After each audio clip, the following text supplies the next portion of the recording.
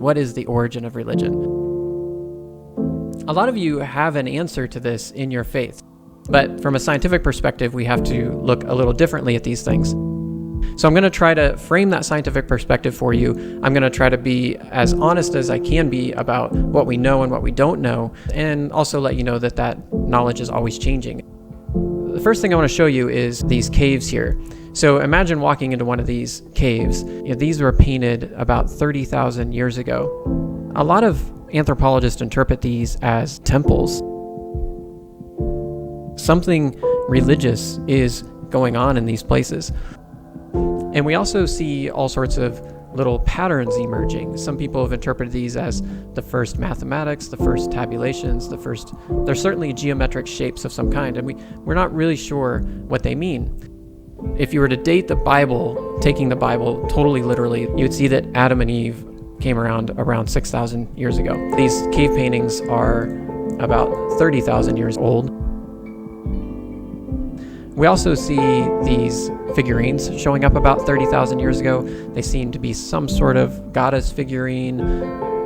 Interpretations have ranged from everything from very, very sacred representations of a goddess to Paleolithic porn of some kind.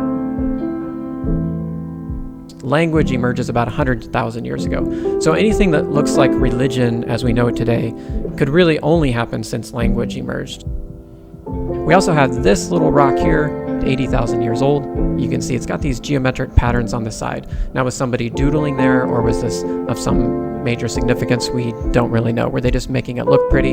Even then, it's the first indication we have of somebody trying to make something look pretty. Some of these paintings and little figurines, the layout of some of these things, burials and what people are buried with, is suggesting that by about 30,000 years ago, we had something like religion, or something's going on symbolically that's very profound and deep.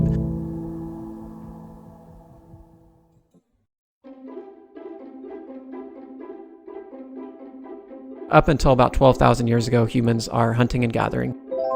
We have the first planters about 12,000 years ago. The first civilizations emerge about 6,000 years ago. And then 2,500 years ago, we get what's called the Axial Age, when all of the major world religions emerge. People are moving to cities at this time, and they're asking questions about what it is to be human in new ways. So that's the big picture. Now we're going to make an even bigger picture. What we're getting at here, of course, is this idea that we are primates. Is it possible then to look at primates to see how we might have been? What might have the religion of those proto-humans looked like? Some of the best evidence for that comes from Frans de Waal. What he noticed about bonobos and chimpanzees is that though chimpanzees are famous for fighting and being territorial and so on, they also make up with one another now and then. So he has these striking images of chimpanzees being kind to one another. So there's something interesting going on. He also has these really fascinating videos like this one here. Watch this. So there's some cucumbers and some grapes here. So you'll see the one gets a cucumber here. The other one got a grape, and he's like super happy about it. And he throws the cucumber back, and he's very frustrated, right? And the other one kind of looks over. He's like, oh, I'll take the grape. Sounds good. And this guy, the other one's still protesting. He's done everything right. He still gets the cucumber, and he's saying like, this is not fair. That's actually really profound, right? That you have them saying this is not fair because they must have some notion of fairness. What de Waal argues through all of his works is that our closest evolutionary siblings actually have a sense of empathy, care, and fairness. So something of our moral makeup exists long before what we would call religion, because they don't have any symbols, theology, or books or anything like that. There's another famous study by Turiel, a psychologist. He found that 5-year-olds understood that pushing somebody off of a swing is mean. It may not sound like much, but what it means is that 5-year-olds already have a sense of right and wrong. So that suggests then that there must be some sort of universal morality of do no harm. And you also see that framed in the Golden Rule, which appears in different religions all over the world. What we can say about 6 million years ago is that we had some basic morality, but we probably didn't have anything like religion. Around 1900, William James did this famous book called The Varieties of Religious Experience, in which he tried to document all the different accounts of religious experiences all over the world. And these come from many, many different faiths. This is an early comparative religious study. What he finds is that, one, mystical experiences happen. Like all over the world, people have what they call mystical experiences, some sort of experience that they can't quite explain, that gives them some sense of connection to something bigger than themselves. The second aspect of these experiences is that they're super important to the people who experience them. In fact, a lot of times when somebody has a mystical experience, it becomes a defining moment in their life. It becomes the most important thing that's ever happened to them. And the third thing is that these things are remarkably similar all over the world. Often see people have this experience of oneness, sense of timelessness. So this is interesting because I mentioned earlier that we really couldn't have something like religion until after language. And in a way, he's saying, well, maybe there could have been religious experiences. In terms of evolution, this would be really important, that maybe we evolved to have these experiences because they actually allow us to cooperate with one another. If you have a sense of oneness with everybody around you, you're obviously going to have a sense of caring for them. Some people have called this our core evolutionary advantage. Religion is not just about believing, it's about belonging. There are other ways to have a religious experience, of course, which leads to another really important point, that our ancestors might have been high on a regular basis, which leads to a really interesting hypothesis. It's a little crazy the first time you hear it. It is the stoned ape hypothesis. The basic idea is that our ancestors would have had frequent access to psilocybin mushrooms because it grows on the manure of the animals that they were tracking on the savannah for the past 2 million years. Whether or not you think this is the origin of religion or whether it radically changed our consciousness, one thing that this line of research has led us to realize is that shamanism was probably the world's first religion.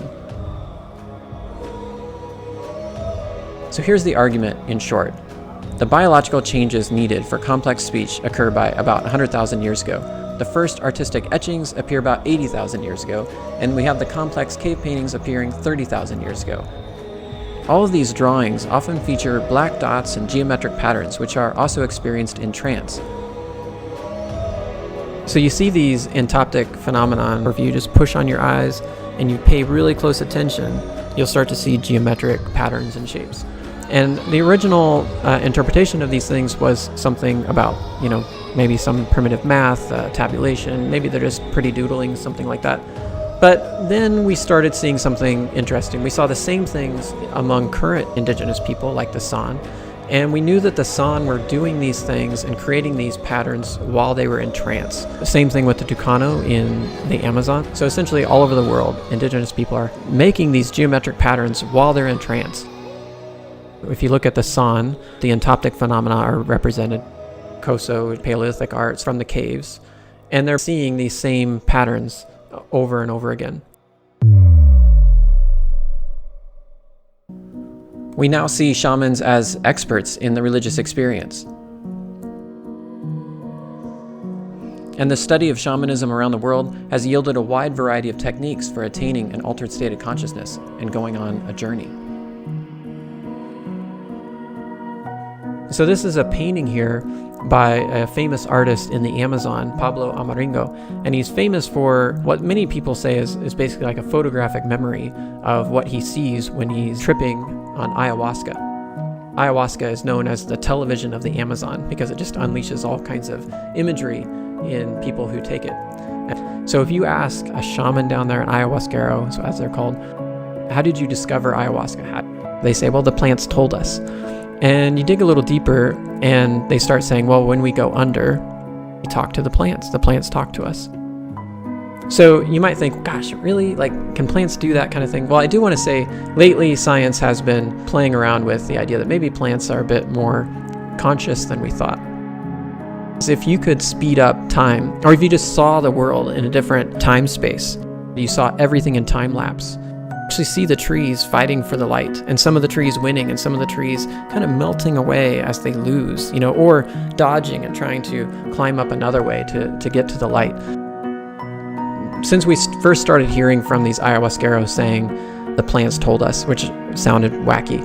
Well, at first we figured out, well, plants are more interesting than we thought. And the second thing that happened was, starting in the 60s, more and more people, anthropologists especially, started having what you might call psychonaut journeys.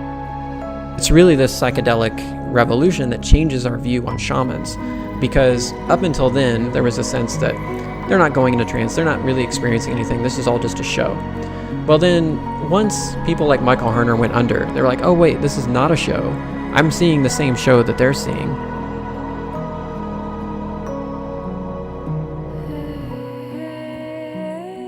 So Michael Pollan writes about this in How to Change Your Mind. It's really the scientific story of what's happening when you go into trance or ecstasy. That's what the latest research is about. What's happening physiologically in the brain when you go into trance through a drug experience or through meditation. If you can get to that space where the world seems to just melt away and you feel this oneness with the world, anytime you have that mystical experience, what's happening is this network in your brain that's called the default mode network. That's this superhighway that runs through your brain that's constantly running, and it's basically everything that is planning for the future and thinking about the past, which is all about you. That thing is just constantly spinning. While that's pretty important in terms of dealing with life, it can also lead to a sense of anxiety and lead you to not see another reality. And the other reality is this other reality that's available when you shut down that default mode network. And when you shut all that down, and then you're just existing with the world around you.